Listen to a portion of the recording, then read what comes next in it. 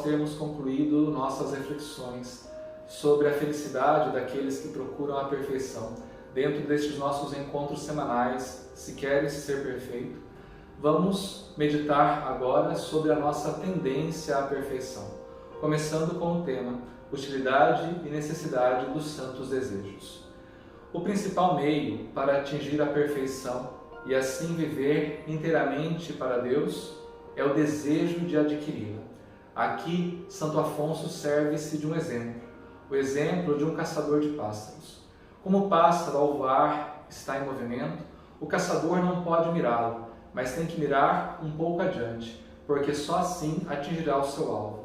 Da mesma forma, não podemos nos limitar àquilo que acreditamos ter capacidade para buscar a perfeição, mas nos lançar para aquilo que aos nossos olhos parece estar além de nossas possibilidades. Nesse sentido, podemos citar o Salmo 55, versículo 7, que diz assim: Quem me dera ter asas como de pomba, para sair voando. O que seriam essas asas de pomba? Os santos desejos que elevam a alma à perfeição.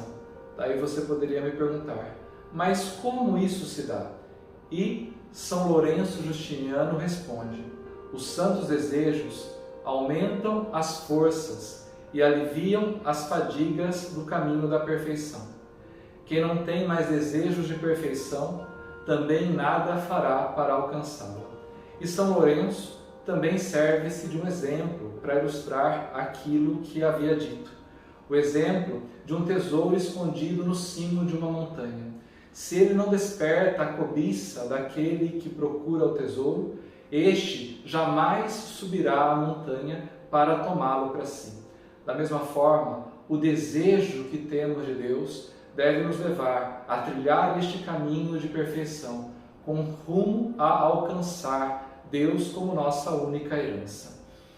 Quem não se esforça para progredir no caminho de Deus, regride, e pior que isso, se expõe ao risco da condenação eterna. Como disse Santo Agostinho, não progredir na vida espiritual é voltar para trás, e ainda, parar já é morrer.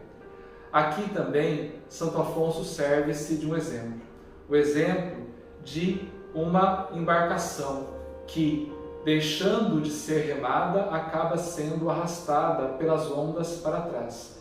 Da mesma forma, aquele que não busca mais a perfeição não vai avançar rumo a Deus, mas vai ser arrastado para o lugar de onde saiu.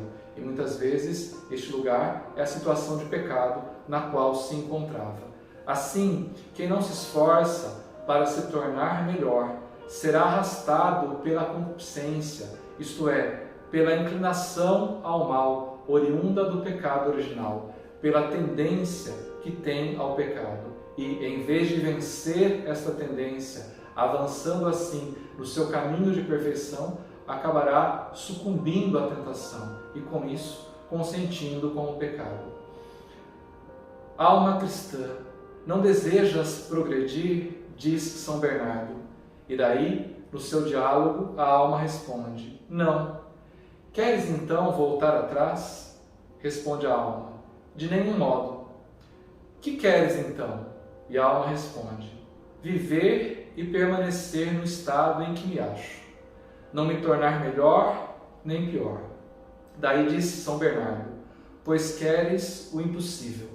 No caminho de Deus irás adiante, aumentando tuas virtudes, ou voltarás para trás, entregando-te aos vícios.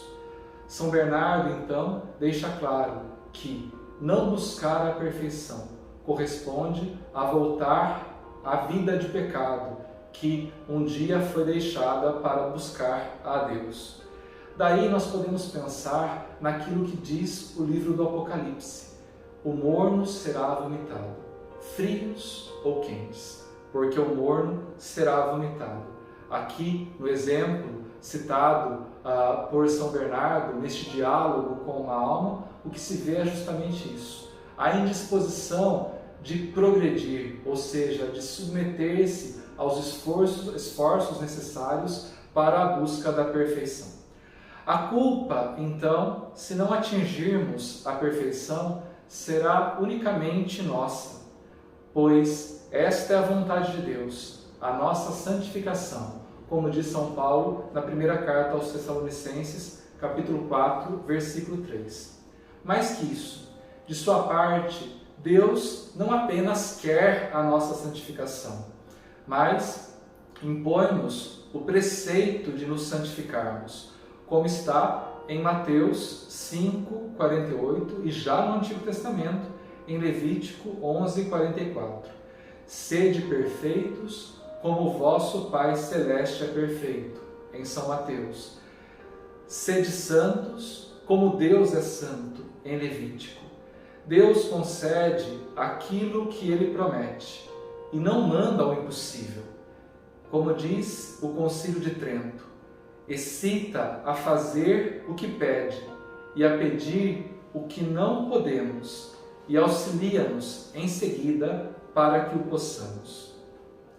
Quem não alimenta o desejo de perfeição poderá até ser bom, mas nunca alcançará a santidade nesta vida. Você deve se lembrar como eu comecei este nosso curso, fazendo aquela distinção entre ser perfeito, isto é, ser santo, e ser salvo, ou seja, viver como um cristão, sem tanto esforço para buscar a perfeição. Por certo, aquele que procura apenas ser um bom cristão, sem buscar a perfeição, a santidade, seu destino será o purgatório e não o céu. Aqueles que procuram a perfeição nesta vida, isto é, viver santamente já aqui na terra, por certo, serão acolhidos por Deus na festa da eternidade, logo após o seu juízo pessoal. Santa Teresa, por isso, diz assim: sejam magnânimos os nossos desejos, pois deles depende a nossa salvação. Precisamos desejar ser santos, senão nunca o seremos. Mas, continua Santa Teresa, o demônio se empenha em nos fazer crer ser orgulho ter desejos magnânimos de santidade e a vontade de imitar os santos. Disso se conclui que todos os desejos de perfeição têm méritos diante de Deus. E daí, diz novamente Santa Teresa, os bons desejos agradam tanto ao Senhor que Ele os considera como realizados. Isto é, Deus quer conceder a nós a condição de viver em santidade. E é claro, se este nosso pedido, este nosso desejo, corresponde ao desejo que Ele tem a nosso respeito, por certo, irá realizá-lo. É mais fácil, diz Santo Afonso, tratar com Deus do que tratar com o mundo. O que ele quer dizer exatamente com isso? Que para se adquirir os bens deste mundo, não basta desejá-los. O desejo só aumentaria o sofrimento de não possuí-los. Mas com Deus não é assim. Basta desejar sua graça e seu amor, que já os obtemos imediatamente. Daí, Santo Afonso ainda cita o exemplo de 2 cortesãos do imperador Teodósio. Estes homens estavam caçando e daí acabaram entrando numa antiga abadia. E dentro desta abadia encontraram o livro de Santo Antão e começaram a ler o livro de Santo Antão. E daí entenderam a necessidade da amizade com Deus. E disseram um ao outro: nós, como cortesãos de Teodósio, procuramos com todo o empenho,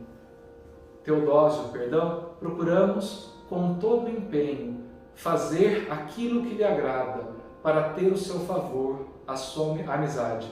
Quanto mais devemos fazer tudo aquilo que agrada a Deus para ter dele a amizade. E a partir daquele momento, aqueles homens se tornaram eremitas. Esse desejo, contudo, deve ser firme, pois os desejos de almas tíbias, que nunca dão um passo adiante no caminho da perfeição, de nada adiantam. A alma tíbia deseja a perfeição, mas não emprega os meios necessários para buscá-la. De um lado, deseja a perfeição, considerando o seu valor. De outro lado, não a quer, ao pensar nas dificuldades que a acompanham. Daí nós caímos naquela situação em que muitas pessoas vivem nos dias de hoje, acreditando que não é preciso esforço algum para ser salvo, que Deus simplesmente dará um jeito ao fim de suas vidas aqui nesta terra, como que depositando tudo na conta da misericórdia de Deus, quando o que realmente agrada a Deus não é nem o esforço para ser salvo, mas sim a busca da perfeição, ou seja, de viver santamente já aqui nesta terra. Outras vezes deseja tornar-se santa, mas por meios que não convêm ao seu estado. E aqui está um ponto muito importante.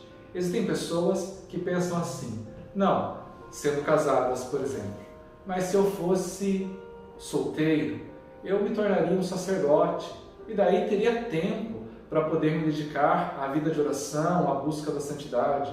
Ou então, um sacerdote diz assim: não, eu tenho muitas ocupações com a minha paróquia. Se eu fosse um monge, eu me dedicaria exclusivamente às orações, me dedicaria exclusivamente ao culto a Deus, à reparação. Daí sim eu seria santo. Então, essas desculpas de um outro estado de vida que não é o nosso, não servem para nos isentar do nosso dever de buscar a perfeição, isto é, de corresponder ao plano de santidade que Deus tem a nosso respeito. Porque essas ideias só nos afastam daquela perfeição que Deus espera de nós. De que adianta, então, uma alma ter desejos de perfeição incompatíveis com o seu estado, quando deixa de cumprir com os seus deveres reais de religião?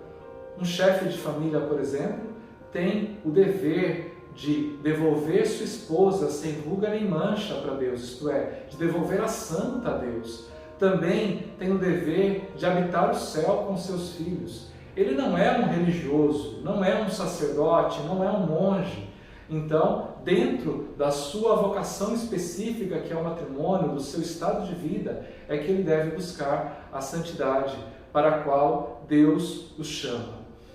Detendo-se assim inutilmente em desejos improfícuos, aquela alma deixa de usar os meios eficazes para alcançar a perfeição e com ela a salvação eterna. Na verdade, aqui vemos um engano do demônio, tentando fazer com que a pessoa, imaginando que se vivesse num outro estado de vida, poderia buscar a perfeição, deixa de buscar a perfeição dentro do seu estado real, no qual Deus a chamou à santidade. Daí podemos citar uma frase de São Francisco de Sales que diz assim: não posso aprovar que uma pessoa sujeita a uma vocação ou dever se detenha a desejar outro estado de vida diverso daquele que lhe é próprio, ou exercícios incompatíveis com o seu estado presente de vida, pois isso distrai a atenção e enfraquece a vontade para os exercícios comuns que são próprios daquela pessoa dentro do seu estado de vida.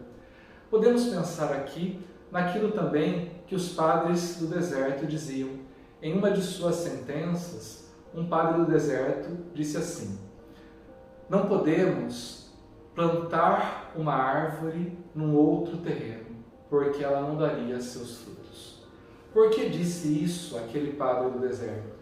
Porque um discípulo seu estava querendo deixar a vida eremítica que havia assumido, porque pensava que não estava progredindo na busca da perfeição e começou a imaginar que se assumisse um outro estado de vida, poderia ser perfeito, poderia ser santo.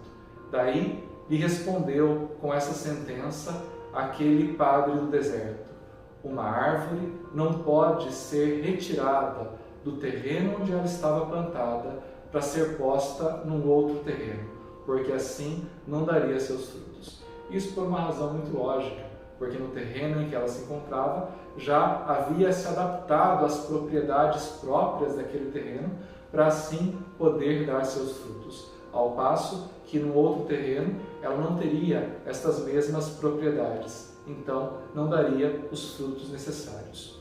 Por isso, uma alma que deseja seriamente a santidade deve visar somente aquela perfeição que corresponde ao seu estado e obrigação e lançar mão apenas dos meios apropriados para alcançar tal perfeição. O Senhor esteja convosco, Ele está no meio de nós. Abençoe-vos o Deus Todo-Poderoso, Pai, Filho e Espírito Santo. Amém.